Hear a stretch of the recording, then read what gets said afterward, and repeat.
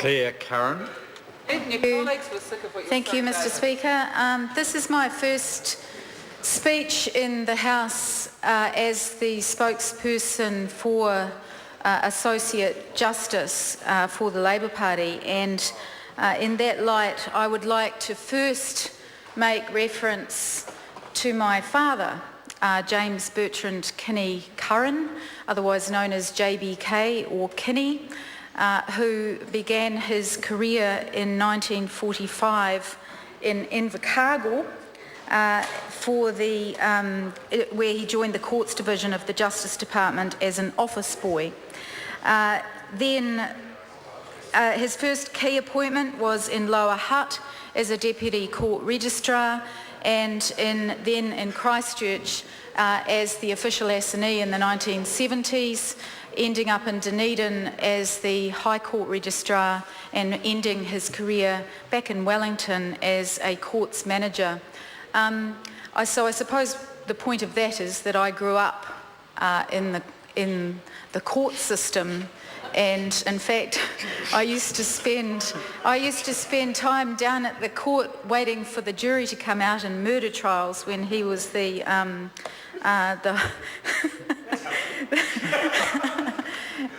it was an interesting childhood. One of the things, though, that he did do, and the relevance, Mr. Speaker, is that he co-edited the fourth edition of Dobie's Probate and Administration Practice, which is a weighty tome and still resides on the shelves of most practising solicitors. And so, in that vein and that spirit, I hope that I can do him justice tonight. First point that I'd like to make on this bill, and I won't reiterate what everyone said about its size and its weight, is that I want to actually respond to something that was said on the other side of the House during this debate about which was basically a brush off around the importance of purpose clauses in legislation. On this side of the House, Labor believes that purpose clauses are a very important part in legislation and writing legislation because, and it's pretty blindingly obvious why, because they give you a very clear idea of what flows from that legislation. And Labor has two main concerns about this legislation in our minority report. The first is that the omission from the purpose clause of any reference to a commitment to parliamentary sovereignty, the rule of law, judicial independence and the Treaty of Waitangi. Now, unfortunately, this government has been messing around with purpose clauses in a number of pieces of legislation. We've got a big argument coming around the purpose of the RMA. We've had changes to the purpose clauses of telecommunications acts. We've got, there's probably a whole list of them that I could name, but the point is that when you remove things or when you change the purpose clauses, then the interpretation of the legislation when an issue comes to court is very important. And so we say that those purposes are critically important and should be noted. And our approach to legislation generally is values-based. We're pragmatic, but we're also very thoughtful, and we stand for an independent and fair judiciary system as being the cornerstone of an important part of our society. So therefore the purpose in legislation, even if it is relatively uncontroversial legislation, rather large legislation, but it is relatively uncontroversial, is extremely important. So I do want to reiterate that point. Another point is that access to justice is critically important, and my colleague Phil Goff referenced the issues around access to justice for people on low wages, on the minimum wage, and how critical it is that we ensure that if you are on the minimum wage or even a bit above the minimum wage, that accessing justice in this day and age is actually quite difficult. we must remain as a parliament committed across the board to removing the obstacles for people in the community to justice.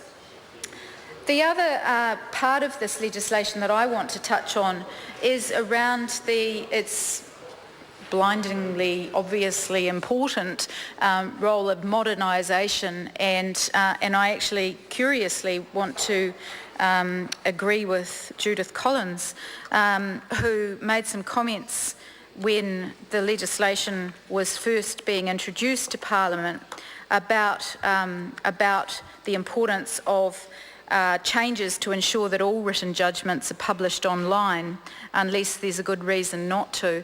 And I think again in this day and age we have to ensure that, and this is an access to justice, it's also an access to information issue, that complex issues that are going through our courts are made available, that the outcomes of them are made available to the public at large, and the access to the internet and having those judgments published on the internet is very important, because in order for people to access them, it can be quite difficult otherwise.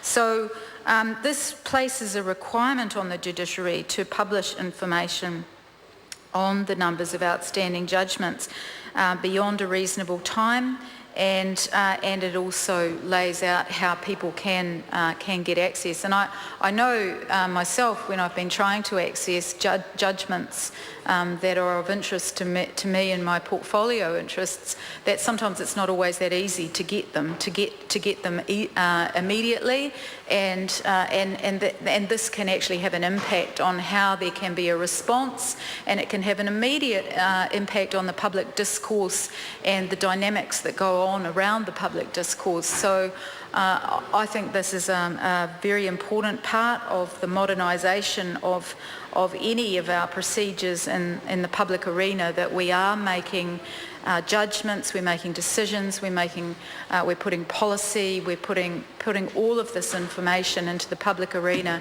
and we're doing that in the online environment. We're not just doing it in the online environment, we're making it very obvious about where we're doing it in the online environment. Judith Collins also said that New Zealanders are paying for this justice. They should also be able to access it. The higher courts already publish decisions of interest, but the biggest gap is in the district courts, where the bulk of cases are heard, and we must work with the judiciary to close this gap, and this new bill is a key part of that dialogue. So this is an important part of the purpose of this legislation. Actually, looking at the size of this bill, you actually wouldn't think that it was that modern. It could actually have maybe been written in plain English and maybe made a little bit shorter. And I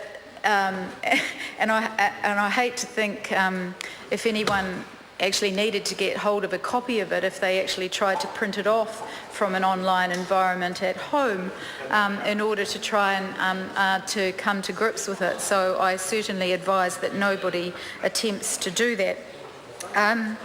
So I guess the main other point, and also to reiterate what Phil Goff said around the second concern that Labor has, is around the age of retirement of judges, and I'm hoping that we're going to have a further discussion about that in the committee stages.